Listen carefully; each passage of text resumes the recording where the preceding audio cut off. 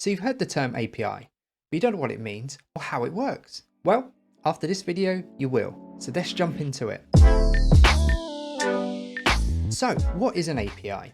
An API stands for Application Programming Interface, and this is basically a go-between to allow two systems to talk to each other.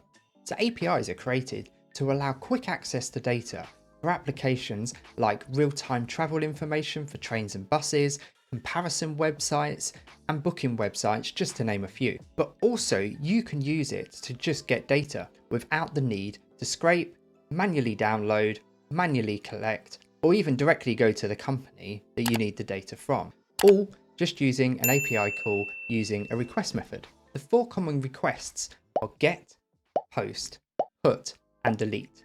To simplify what these four requests do, let's use the analogy of using a social media app.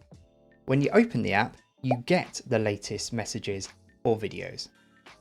When you want to add a message, you post to the app.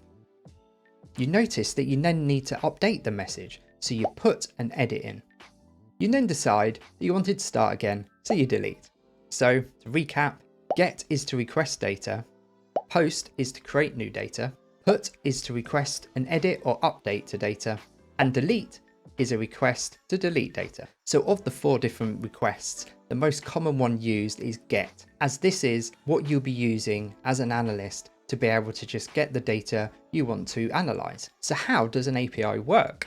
So let's use another analogy of a coffee shop. We'll see the coffee shop as the company. We'll see the coffee machine as the server that holds the data. The coffee in a cup is the data. The menu is the documentation, and the barista is the API. So you walk into a coffee shop. You then have a look at the menu to see what coffee you can get. You then request a coffee, and the barista skillfully makes the coffee and hands it to you. You now have a lovely cup of data to enjoy and consume. Now you know what an API is and does. Why don't you try getting data from an API yourself, as shown in these videos over here. But before you do, don't forget to hit that like button and subscribe. And as always, until next time.